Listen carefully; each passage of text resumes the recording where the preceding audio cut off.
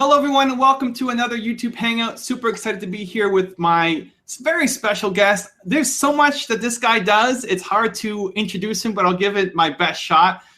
He's an author. He's an entrepreneur. He's an investor. He's a podcaster. He's a chess master. USA Today named his book, Choose Yourself, as one of the 12 greatest business books of all time. And I just found out that even though it was released in 2013, last week was still the #1 nonfiction book on Amazon, so that's awesome. He's been called the Oprah of the internet. It said he owns 15 things to his name. He likes to tip in $2 bills. Feels like college is a waste of time. He was rich and then lost his condo and lost at a $1 million loss, and said that he's made every mistake in the book. So that's a lot to go over. He's got a new book that he's working on called Reinvent Yourself. You have to reinvent yourself if you repeatedly lose everything and have to come back. So you become an expert. I love it, man. Welcome aboard. By the way, maybe many of these things are connected. Maybe the kind of person who thinks college is a waste of time is also going to lose a lot of money repeatedly. You never know. I could be wrong about everything. So you know, the audience here is entrepreneurs. Mostly entrepreneurs or wannabe entrepreneurs. I'm reading through your bio. I'm trying to figure out, man, we got James for half an hour. Where can we pull out the most value here? And one of the things that I really was intrigued by was your daily practice. So maybe we start there. Sure. How have you found success through your daily practice as an entrepreneur? And then what kind of feedback and advice do you give to other people who are trying to struggle with their daily practice?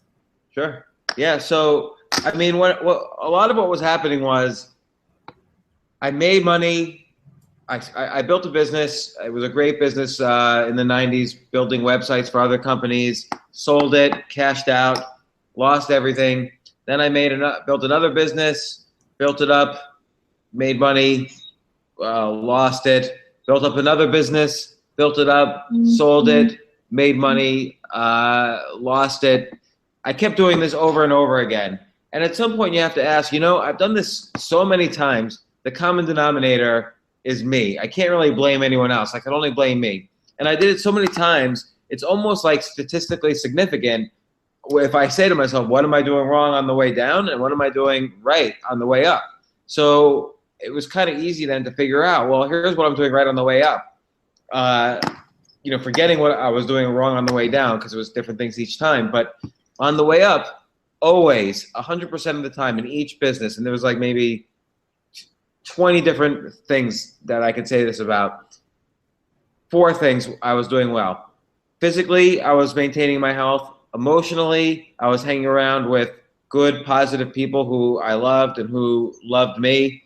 Creatively, I was making sure I was creative every day. And so that could mean exercising this creativity muscle. I call it the idea muscle. So writing down 10 ideas a day, every single day. Because your idea muscle will atrophy if you don't exercise it every single day. Just like if you don't walk for 2 or 3 weeks, you'll actually need physical therapy to walk again because your leg muscles atrophy so fast. The idea muscle atrophies even faster. It will atrophy after a day or 2. So you have to really exercise it every single day. And it improves if you exercise it. Like you become an idea machine, and you need to do that in today's world where it's not like you can just kind of hide in your cubicle and get promotions and so on. You have to actually really do something to achieve success.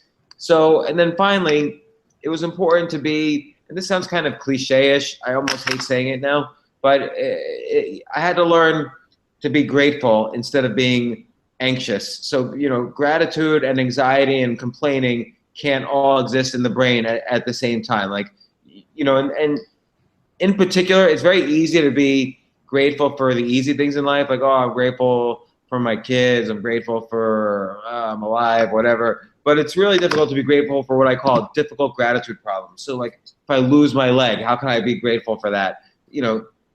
Thank God I haven't lost my leg. I think I'd have a hard time being grateful for it, but that would be an example of a difficult gratitude problem. So that's in a nutshell the daily practice. Physical, emotional, mental, and let's even call it spiritual health. Trying to improve on that every single day, 1% a day. And that, I don't want to say it catapults me to success because I'm not quite sure what that means, but I will say whenever I have a failure, my bounce back gets faster and faster each time, no matter how large the failure is. And I've had some enormously large failures, even in the past 2 years, much bigger than any I've had before in my life. And yet I bounce back incredibly quickly now, just by reminding myself to get back to this daily practice. So my audience likes to give me a hard time because I always play with my ring and I have it on my thumb or I have it on different fingers. I hear something happening in the background, some clicking. Like, what is it? I have poker chips that I'm playing with.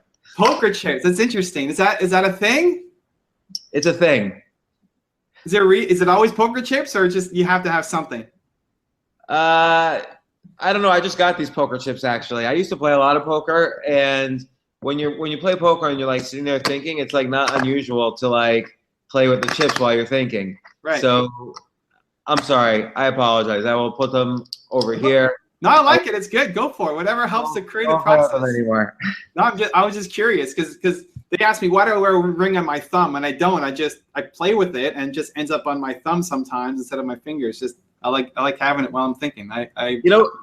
You know what I used to do, and this is really bad for a podcast, but I used to do this 100% of the time if I was on the phone with somebody, is I would, as soon as the phone would ring, I'd be picking up the phone and I'd be firing up the Internet Chess Club, and I'd start playing chess as soon as I got on the phone.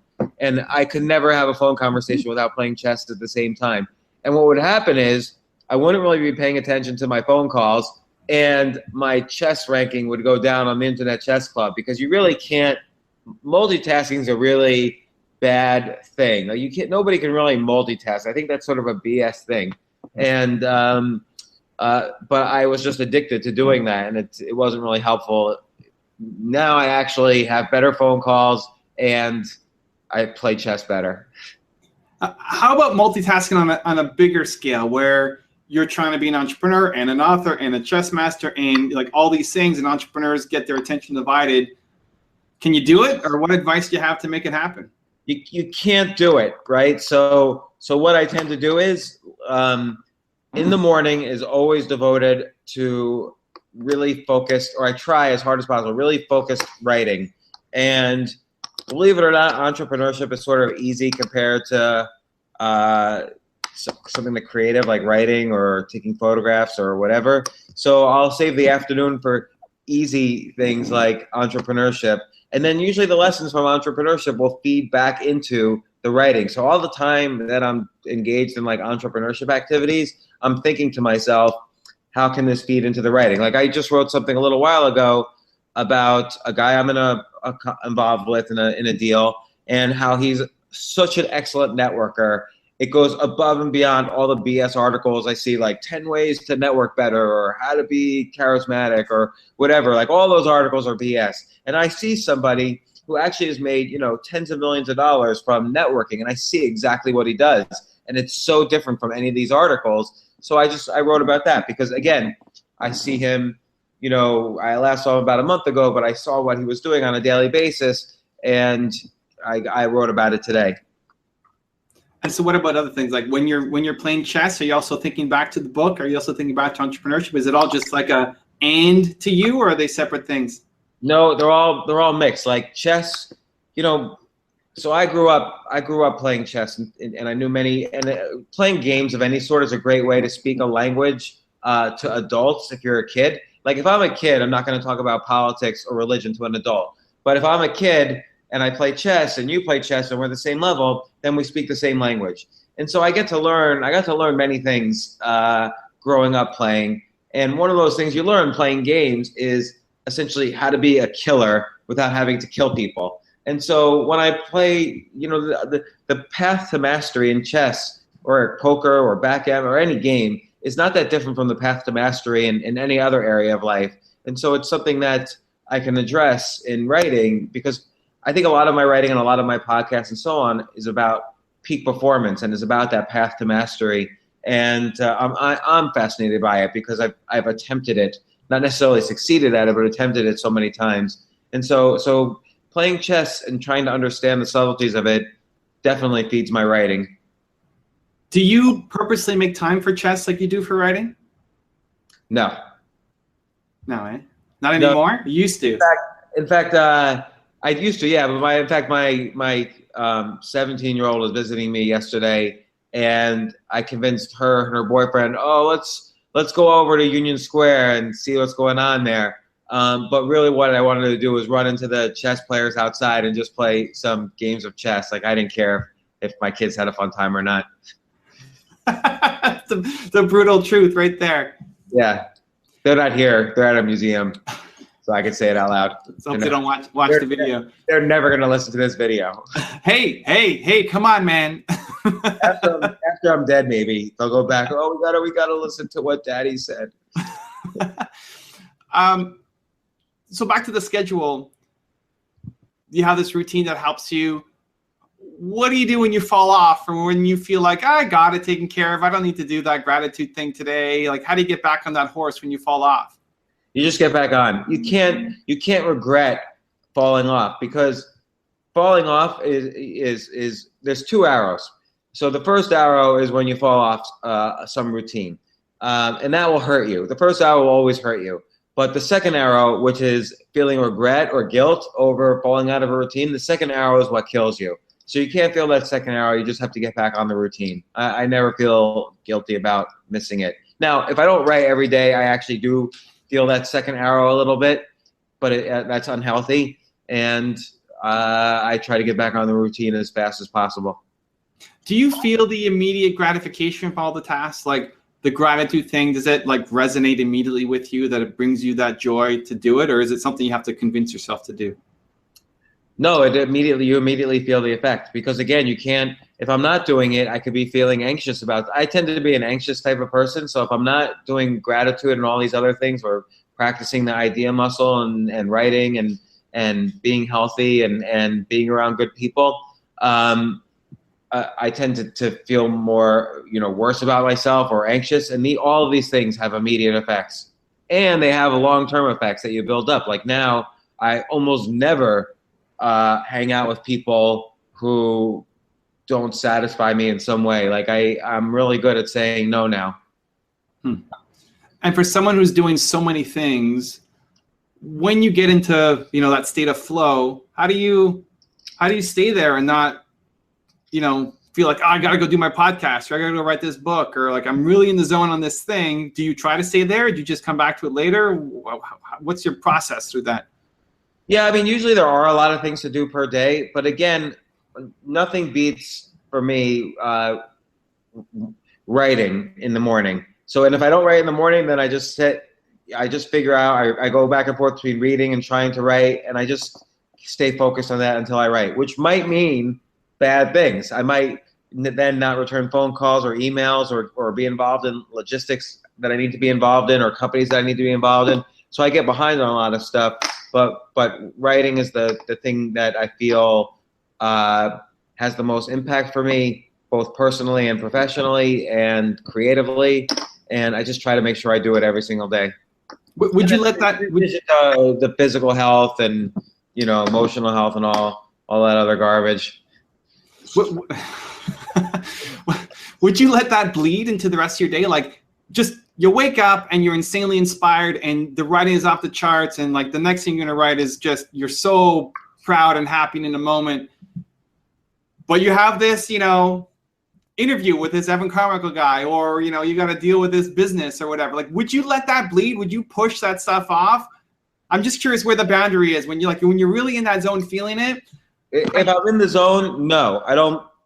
All I need to do is check the box. So I need to say, okay, I wrote something good today. It might take me 15 minutes. It might take me 9 hours. You can't do anything all day long. I don't believe in, maybe if you're computer programming or playing a game, like a computer game, you can do it for 12 straight hours. But I'll tell you a story. So Anatoly Karpov was the world chess champion for something like 10 years, 11 years. And he was always one of the greatest players in the world. He said the maximum he could study chess per day was 3 hours. So this is the guy who was like the peak performer in his field, and he was the best, and maybe one of the best ever, the top 3 or 4 ever. And all he could do was maximum study 3 hours a day. He couldn't do more. So you can't really do something all day long. I don't really believe that flow works that way. If you could engage in flow for 15 minutes a day, so flow is this kind of mental state where you're doing something you love, and you forget everything else sort of fades away. You feel like this zone of quality and so on. I don't think it's important to do it all day. I think it's just important to get in that state, like let's say once or twice a day, but not stay in it all day. That's impossible. Well, you've got a lot of fans already in the live audience. We got Laura writing in. I'd kiss you if I had the chance to run into you on the street, James. So that's one of the more exciting ones in the comments that are coming up. I hope I don't have to brush my teeth all the time then. To the topic of choosing yourself, for people who aren't familiar, what's the thesis of the book? Well, think about this, Evan. What are you doing right now? You're doing kind of a TV show. This is like a little talk show you have here. Now, it used to be the case you had to be either David Letterman or Jay Leno to have a talk show. 2 people out of 7 billion. Now you could be David Letterman. Now you could be, David Letterman, Jay Leno, or Evan Carmichael. Like, you have your own talk show. You got rid of. You said, I don't need CBS or NBC or ABC to approve of Evan Carmichael. I could just call up anybody I want and interview them and put it on the 3rd largest search engine in the world, YouTube, or the 2nd largest search engine in the world. You created your own talk show. You didn't need a gatekeeper. So that's choosing yourself.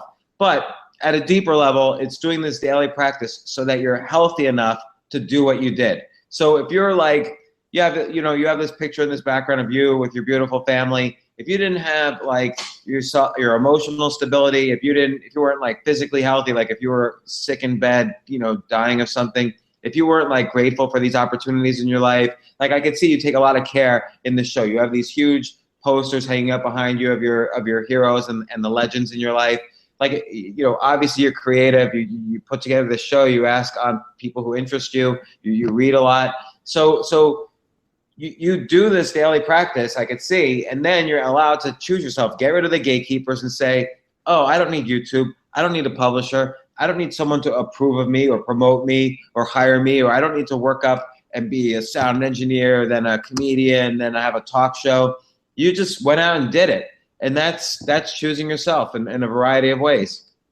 So is the problem for people that they don't see that they have the opportunity to be their own NBC, or they don't have the courage to go and take the leap, or both? Both. Like, I remember one time I was talking to a guy, and he actually was in the business of placing ads on YouTube shows.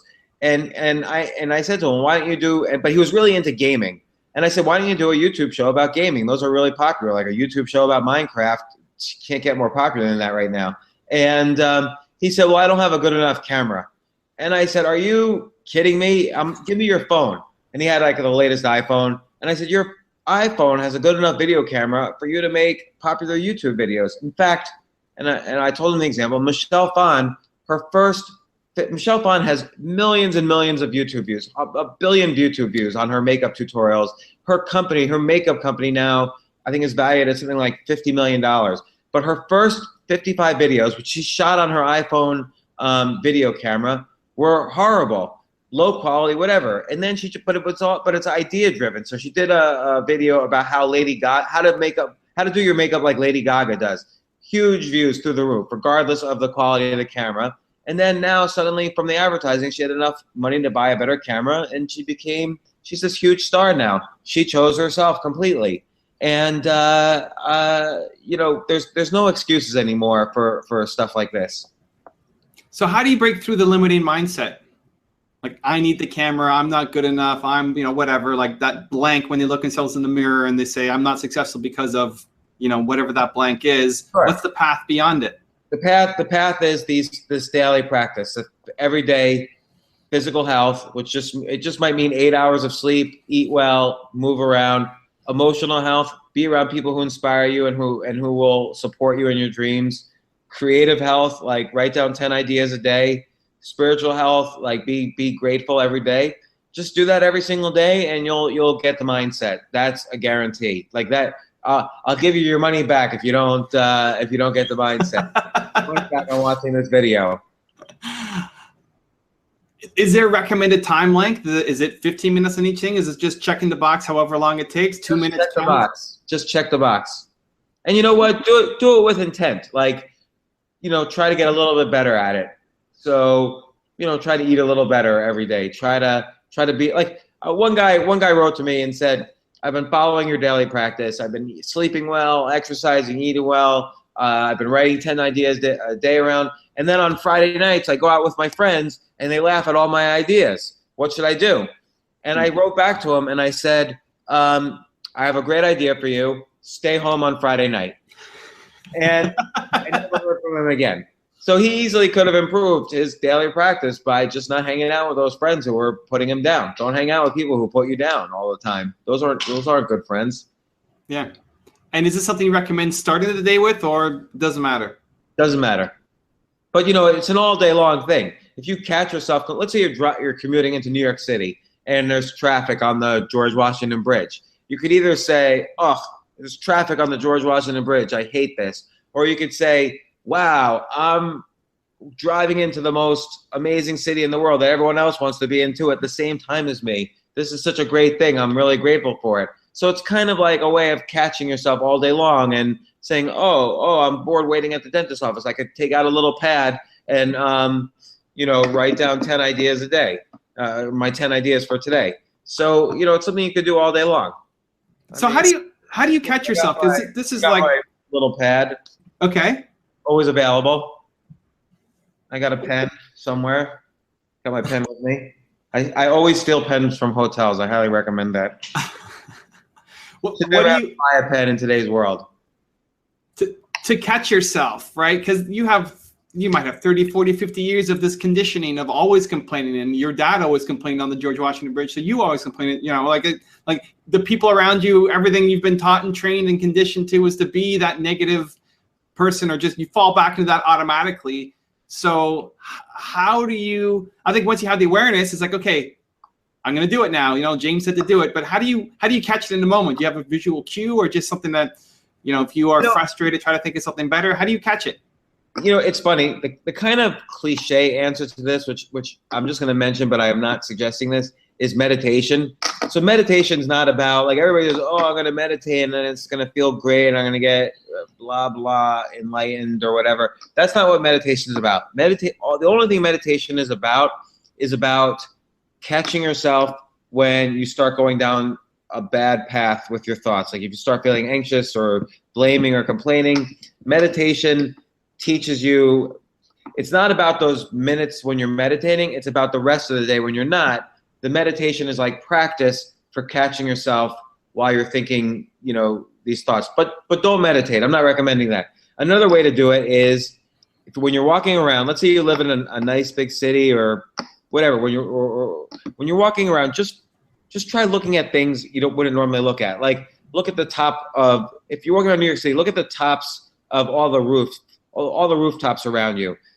Architects, they kind of have to like make these boring buildings, but then at the very top, they get to have their fun. So there might be extra gardens or gargoyles or statues or whatever. So look at the rooftops around you, and you kind of get used to looking at things that the average person's not looking at. Look at people's faces. Look at, just try to do things throughout the day that you wouldn't normally do. And that will help you to learn to disrupt your routine and to think outside your normal thought patterns. So do you set a reminder to think outside the box, think outside your routine? I mean, I think as entrepreneurs, it's something that we just do naturally, right? We look for the difference. We look for something new and amazing and creating remarkable things. But for people who may not do that every day, who are so used to just, has maybe been beaten out of them, that childlike wonder and curiosity. All right, it's a matter of just coming up with lots of different ideas to do this. So here's a trick I do. Yeah. So, and I do this almost every day. I didn't do it today yet, but I'll do it. I did it yesterday. I look back to 2006, 2007, 2008, and I look at emails I've never returned. So somebody wrote an email like, hey, can you have, some secretary will write me and say, hey, so-and-so wants to have lunch. Do you want to have lunch? And I'll realize, oh, I never responded to that email from 2007. So I'll respond and I'll say, okay, I'm ready now to have lunch. And so that's kind of like a quirky way to, it'll get you out of like your normal thinking because you have to like search through emails from 2008, see what's interesting and so on. And then it's kind of funny. And B, if they respond and you actually end up having lunch with that person, it might rebuild a connection that you lost 10 years ago, 8 years ago, 5 years ago. And so doing things like that throughout the day, or just walking up to somebody and saying, oh, that dress looks nice, or that suit looks nice, or talking to people that you wouldn't normally talk to. And I'm a shy person, so this is a hard thing for me.